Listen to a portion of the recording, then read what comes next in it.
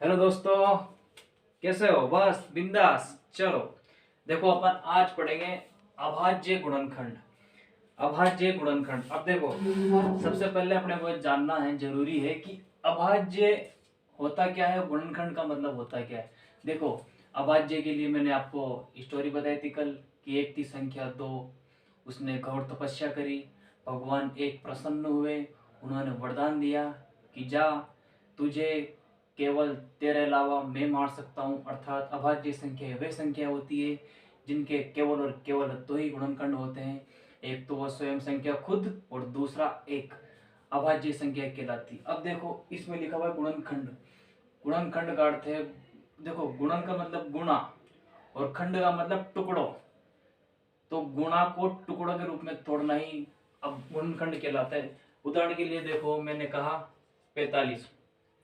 अब 45 का गुणनखंड कैसे करेंगे अपन? 9 इंटू 5। और यदि मैं कहूं कि 45 का अभाज्य गुणनखंड क्या होगा, अब देखो 9 अभाज्य संख्या नहीं है, तो अपन इसको लिख सकते हैं 3 इंटू 3 इंटू 5। यह है अभाज्य गुणनखंड और यह है साधारण गुणनखंड। चलो अब देखते हैं अपन।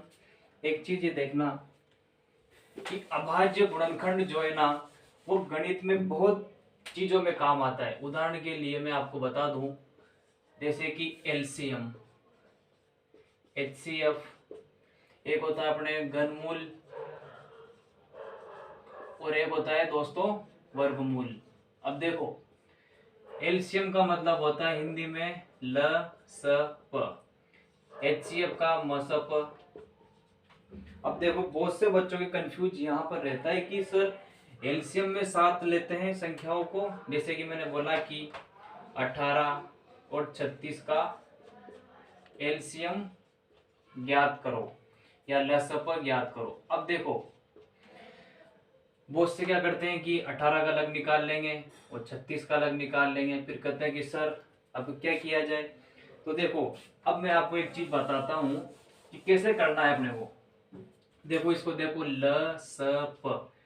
ल का मतलब लो, स का मतलब सात, प का मतलब संख्याओं को। देखो मैंने बोला कि 18 और 36 का ल स प ज्ञात करो। तो देखो, अब देखो लसअ का मतलब है सात लो, लो सात। तो 18 और 36 का एक साथ निकालो आप कि ये 9 बार गया, ये 18 बार गया, फिर ये 2 का 9 बार, ये 9 बार, फिर 3 का 3 बार, 3 बार, और फिर 3 का 1 बार, 1 बार। ये हो गया 18 और 36 का एलसीएम। कितना आया? 2 इंटू 2 इंटू 3 इंटू 3, 3 तिया 9, 9 दूनी 18, 18 दूनी 32, 36। तो इसका एलसीएम क्या है दोस्तों? 18 और 36 का एलसीएम क्या आया? 36। अब उसी प्रकार यदि मैं आपसे कहूं कि 18 36 का मसप ज्ञात करो।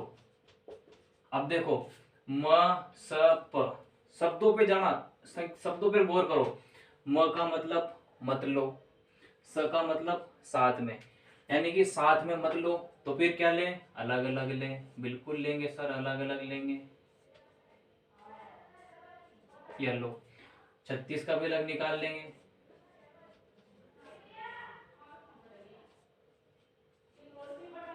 ये लो सर। अब देखो मजहब में क्या करते हैं, 18 का अपन ने क्या निकाला? 2 इंटू 3 इंटू 3, और 36 का क्या आया?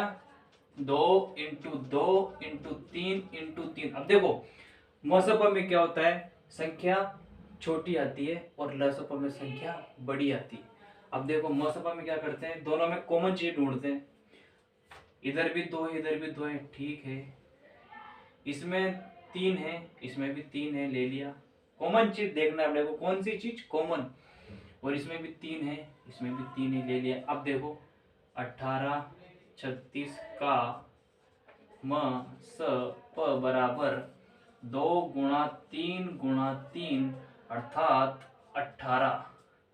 तो देखो अपन ने देखा कि 18 और 36 का लसप, लसप लो साथ में, अर्थात जो संख्या दी हुई होती है उनको साथ में लेके अभाज्य गुणनखंड करना होता है। और मसप का मतलब है मत लो साथ में, अलग अलग निकालेंगे। अलग अलग निकालेंगे तो ये निकाल दिया अलग अलग और ये आंसर आ गया। समझो, बात को समझो, क्योंकि गणित में देखो बहुत कंफ्यूज इधर ही होता है कि यार लसप में साथ में लेते हैं कि मसप में साथ में लेते हैं। तो मैंने आपको सिखा दिया, ल का मतलब लो, स का मतलब साथ में, म का मतलब मत लो, स का मतलब साथ में। अलग अलग निकालो, एक साथ निकालो, ये तो हो गया एलसीएम एचसीएफ। अब देखो अगली चीज है घनमूल। मैंने बोला कि अपने जैसे कि भी 27 है, 27 का घनमूल निकालो तो 3 का 9 बार, फिर 3 का 3 बार, फिर 3 का 1 बार। अब देखो घनमूल में क्या होता है, अपन तीन तीन संख्याओं का जोड़ा बनाते हैं। अब तीन तीन संख्याओं का जोड़ा बना लिया अपन ने। अब देखो, और जोड़े में से नियम है कि एक ही संख्या ली जाती है, तो अर्थात 27 का घनमूल बराबर 3। जोड़े में से एक ही चीज लेना है, ये नियम ध्यान रख लो। और घनमूल में कितनी संख्याओं के जोड़े बनाएंगे अपन, 3 संख्याओं के। अब देखो उसी प्रकार वर्गमूल पे आते हैं साहब। मैंने बोला कि 64 का वर्गमूल बताइए अभाज्य गुणनखंड विधि के द्वारा। तो कैसे करेंगे, सबसे पहले छोटी संख्या अभाज्य संख्या 2 है, अपन जानते हैं। 2 का दिया 32 बार, फिर 2 का दिया 16 बार, फिर 2 का दिया 8 बार, फिर 2 का दिया 4 बार, फिर 2 का दिया 2 बार, फिर 2 का दिया 1 बार। वर्गमूल में 2 संख्याओं का जोड़ा, घनमूल में 3 संख्याओं का जोड़ा। ये चीज अवश्य ध्यान रखना है। तो वर्गमूल की बात चल रही है तो 2 के जोड़े बना दो। ये लो, ये बन गया साहब। अब अपन ने बताया था कि जोड़ों में से एक ही चीज लेनी है भाई साहब। कौन सी चीज, एक ही चीज। तो ये जोड़े में से एक चीज ले ली अपन ने 2। अगली ये जोड़ा ये है, इसमें से एक चीज ले ली 2, इसमें से भी एक चीज ले ली 2। अब गुणा कर लो इनको, 2 दूनी 4, 4 दूनी 8, ये है साहब। तो 64 का वर्गमूल क्या होता है, वर्गमूल का साइन ये वाला होता है, थोड़ा गड़बड़ सा हो गया। 64 ये इसका वर्गमूल, ये वर्गमूल है साहब। 64 का वर्गमूल कितना होता है, 8। तो अपन ने आज क्या सीखा, अपन ने आज सीखा अभाज्य गुणनखंड का प्रयोग कहां कहां पर किया जाता है। लसपा में किया जाता है। लसपा में कैसे, संख्या जो दी हुई होती है उनको एक साथ लेके उनका अभाज्य गुणनखंड किया जाता है। एचसीएफ का मतलब मसप, मसपा का मतलब म मत लो, स का मतलब साथ में मत लेना, ये मसप हो गया। घनमूल में 3 3 संख्याओं के जोड़े बनाना है। हर जोड़े का एक नियम है कि जोड़ों में से एक ही जाएगा। जैसे कि नोट आता है ना जीमने का, कहते हैं कि भाई साहब गर्भवती एक ही आदमी जाओ, वो तो वही बात है, बस एक ही जोड़ों में से एक आदमी जाएगा। घनमूल में बनता है 3 संख्याओं का जोड़ा, वर्गमूल में बनता है 2 संख्याओं का जोड़ा। जोड़े में से एक ही व्यक्ति जाएगा। एक चीज को तुम बिल्कुल नियम से ले लो कि जोड़े में से एक ही आदमी जाना है बस। ये हो गए साहब अभाज्य गुणनखंड। मैंने बोला कि 45 का गुणनखंड क्या होता है, अपन ने बोला कि 9 गुणा 5, सही है। लेकिन मैंने कहा कि 45 का अभाज्य गुणनखंड क्या होता है, तो क्या करा अपन ने, इसको 3 गुणा 3 गुणा 5, ये अभाज्य गुणनखंड है, इसको लिख देते हैं अपन। दैट इज अभाज्य गुणनखंड एंड दैट इज साधारण गुणनखंड। साधारण गुणनखंड, ये अभाज्य गुणनखंड।